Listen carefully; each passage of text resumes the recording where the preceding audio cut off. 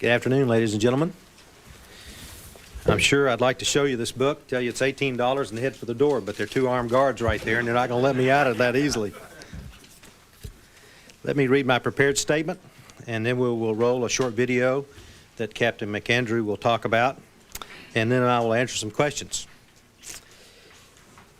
We're confident once the report is out and digested by the public that this will be the final word on the Roswell incident. The conclusion of the first report left no doubt that what was recovered near Roswell, New Mexico in July 1947 was debris from a formerly top-secret Army Air Forces research project, code-named Mogul. Mogul was an attempt to acoustically detect Soviet nuclear blast and ballistic missile launches. Mogul used an odd assortment of equipment carried aloft by a balloon train more than 600 feet long.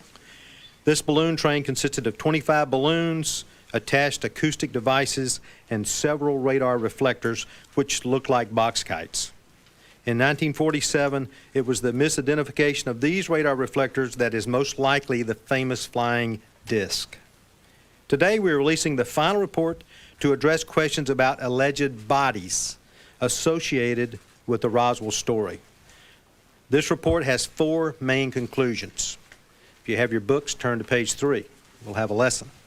1, Air Force activities which occurred over a period of many years have been consolidated and are now represented to have occurred in 2 or 3 days in July 1947.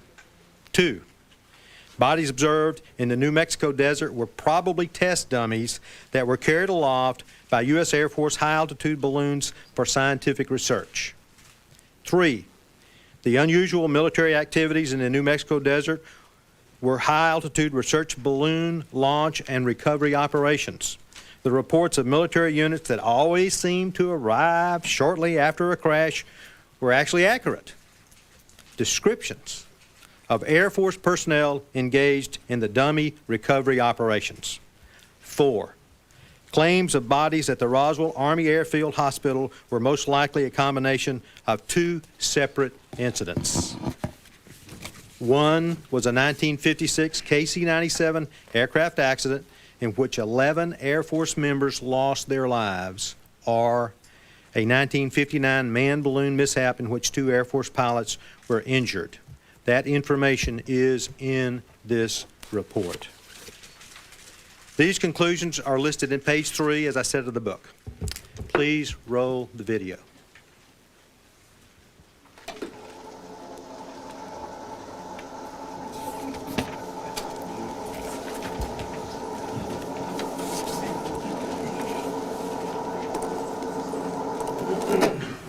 First clip's pretty quick. I'm going to start off some Air Force high-altitude balloon operations, and the first project's going to be a NASA Viking space probe tested in New Mexico. This was launched from Roswell, New Mexico in 1972 and recovered on the White Sands Missile Range, about 100 miles to the west. That is the Voyager Mars, another test here which did also to Roswell.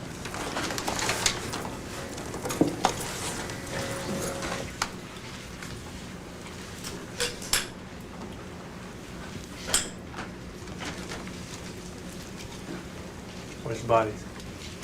This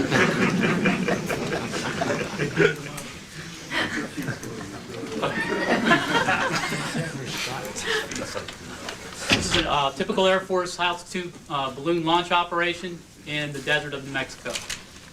This is during the mid-50s. That's just a comparison of the size. You can see how many airliners you could fit inside a high-altitude research balloon at altitude. These are just some payloads, unusual payloads, not typically associated with a balloon.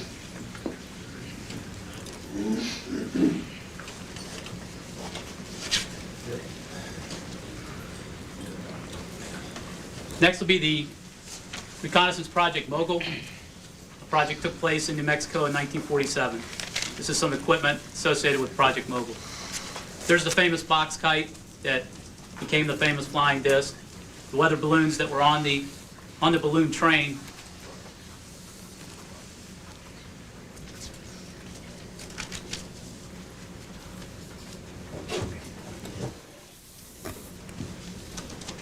That's the tinfoil paper, rubber, and sticks that they recovered in the desert near New Mexico in New Mexico in 1947.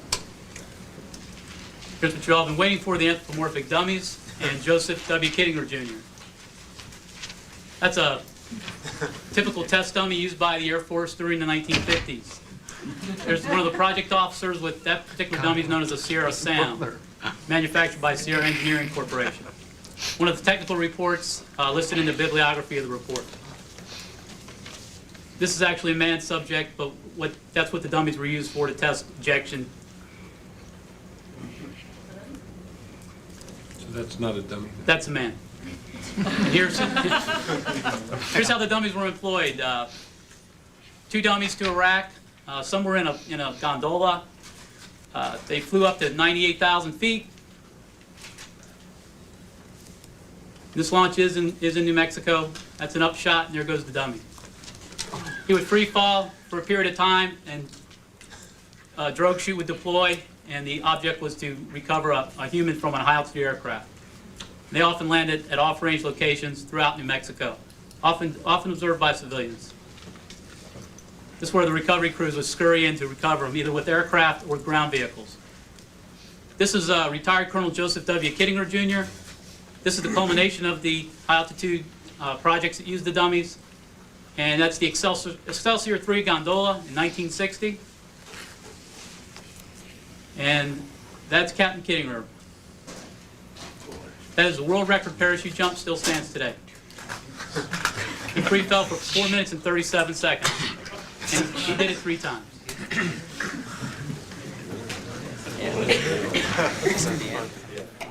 Okay, yes, ma'am. Why did it take so long to come up with this conclusion? You've come up with many other conclusions. Well, the first report was the GAO required report for Project Mogul. When Captain Gandry was doing additional research after that report had been given to the Secretary, and we were waiting to publish the second report, he was looking for additional pictures. And he uncovered some film strips of the balloon test and the dummies. And that's when he began to do further research. He sent it up the chain, and they said, this is excellent information. It's outstanding scientific research by the Air Force, and we want the public to know about it because it's the public's information. Colonel, how do you square the UFO enthusiasts saying that they're talking about 1947, well, you're talking about dummies used in the 50s, almost a decade later? Well, I'm afraid that's a problem that we have with time compression. I don't know what they saw in 47, but I'm quite sure it probably was Project Mogul. But I think if you find that people talk about things over a period of time, they begin to lose exactly when the date was. And there were lots of dummies dropped. There were about 2,500 balloons launched during this 30-year period in New Mexico alone. So why do you think people in Roswell and elsewhere still are not convinced, no matter what you say? I'm sorry, but I just can't answer that question for them. But they must look at the evidence. If you will read this book, and I'm sure you're going to take it home tonight and read it, quite frankly, you're going to find some very interesting and quite fascinating pieces of information about Air Force research. Whether you accept that as the Roswell information, I quite frankly don't know. But we do because it overlays so well with this period of time. UFO groups also. Excuse me, sir. Does the Air Force regret not declassifying some of this information sooner rather than just the last few years? Great question. Nothing in here was ever classified. In the first report, everything was classified in the 70s. How much did the study cost? That's a good question, and quite frankly, we've not captured the data. But let me tell you that we've had no more than 1 or 2 people on it, probably not even full-time over the last 2 years.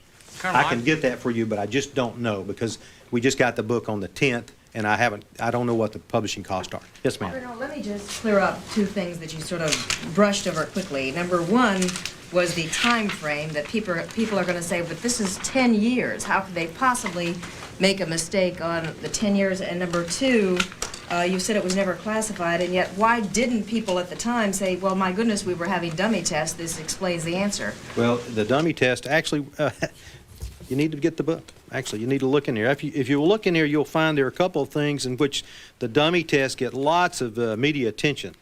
Let I have it tabbed and I should be able to find it, but quite frankly, I'm sitting here and my knees are shaking.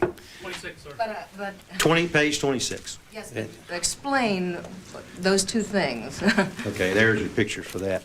But let me tell you that I don't know why they can't associate that time period. I'm sorry, I just don't have any information for that. All I know is what the Air Force did, and that if you overlay much of their claims and you look at the Air Force scientific research, you can see it's obvious that what we're talking about at Roswell, and I don't mean Roswell in 47 because that was Project Mogul. That was unmanned. I want to make that very clear. And that's the first report.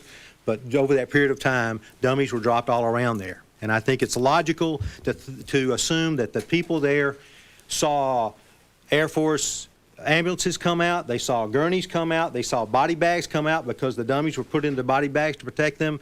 They saw people in pith helmets. They saw people in shorts out there brushing the bushes looking for the remnants of the balloons. And when you put all that stuff together and spin it, you find that it fits perfectly with many of the occurrences in Roswell during that era. They Except also, that they it's also 10 years said later. that these figures were a much smaller stature than full-size adult figures. How do you reconcile that? I don't reconcile that. I just have no idea why they say that. Can you help us with when the dummies were first used? What year? 53. And how many, you say, numbers? Well, the actual balloon launchings were about 2,500. Actual number of dummies dropped were, it's actually in the book and it's very specific, but the number just escapes me. It's more than 300 or 400. Yes, sir. Why did they make it, the design resemble to flying saucer? It makes it very suspicious. The flying saucer. Now, you were talking about in the video. That's also in here, I might add, and you saw it in the video. Some of the, and you're looking at payloads. What they were doing is they wanted to recover these payloads, and so they were testing the parachutes. And I totally agree. If I saw something like that, I'm riding along out there near Ruidoso, and I'm wandering out in the desert, and I see this funny-looking dish out there, I might want to poke around at it. But quite frankly, this is probably what it was. You keep saying, using the word probably, and you say case closed. Those two don't jive. Yeah, How you're do you right. reconcile that? Okay, let me say, from the Air Force perspective, that's exactly what it was. Sir, does the Air Force... And I don't mean to be rude about that. I want you to understand, we are very, very proud of this report. We think in our office that this answers lots of questions, and it answers them logically and with integrity.